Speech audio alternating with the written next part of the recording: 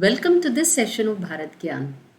In this session, we shall look at the metallurgical prowess of India, how metallurgy was a brand for India, and more so in particular, how it was iron and zinc which gave this brand. The manufacture of high carbon steel in India goes back to many millennia ago.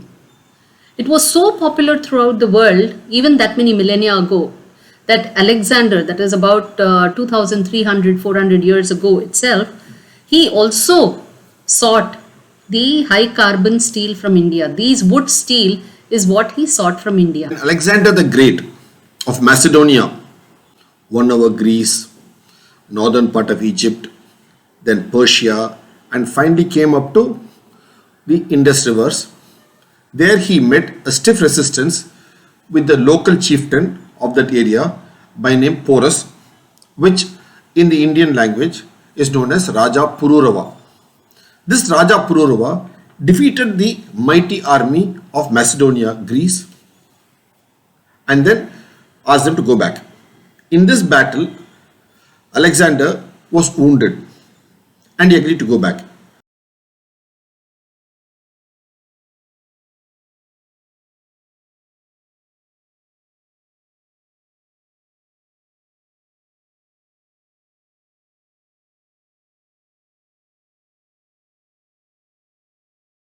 So when he was going back, he asked for a gift from the land of India, which he came to see.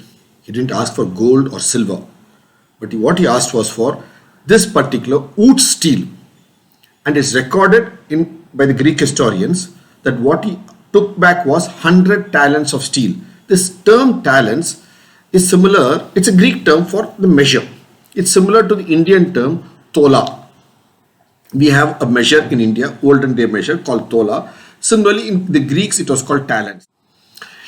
This is beautifully shown in a painting. It is Purushottama presents an ukku sword, ukku wood sword to Alexander on the banks of the Jhelum river, which was then known as the Vitasta river. And this painting is in the Steel Authority of India Institute.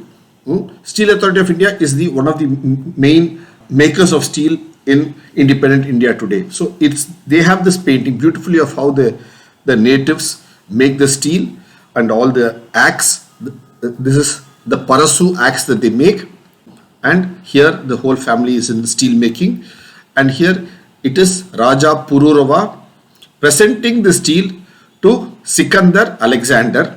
See, he's got a Greek headdress. Here is the person the Greek headdress. So they're presenting this particular wood's steel sword.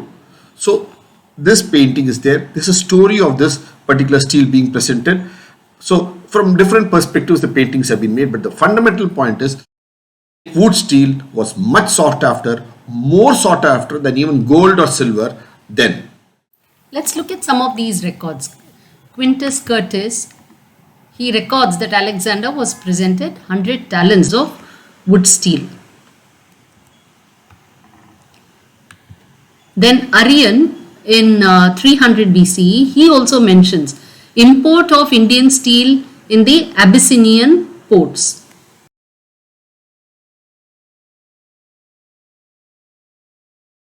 Then Ctesias gratefully acknowledges a gift of two swords named Mohanad and Hindvi, made of Indian steel, which was gifted to him by the king and his mother at the Persian court.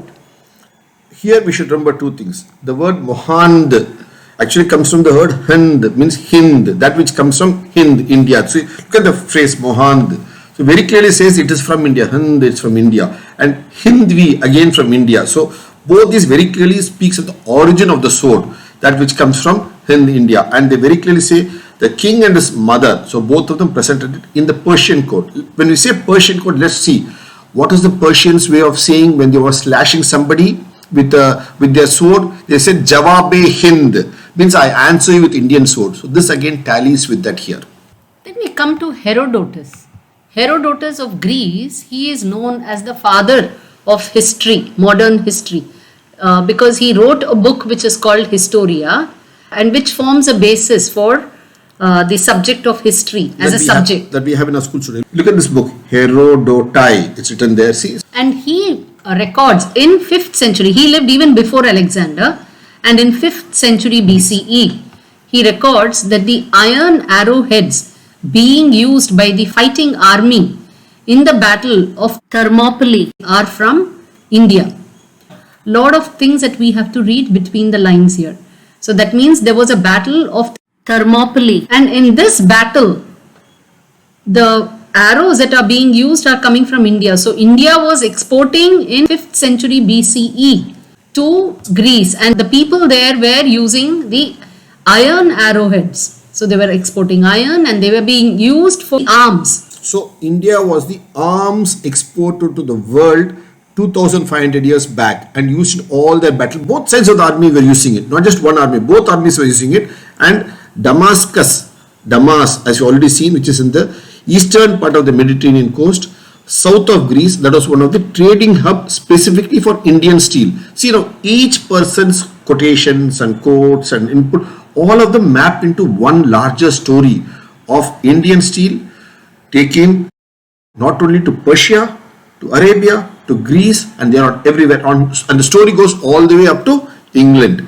So Walter Scott speaking about it in his book, The Talisman.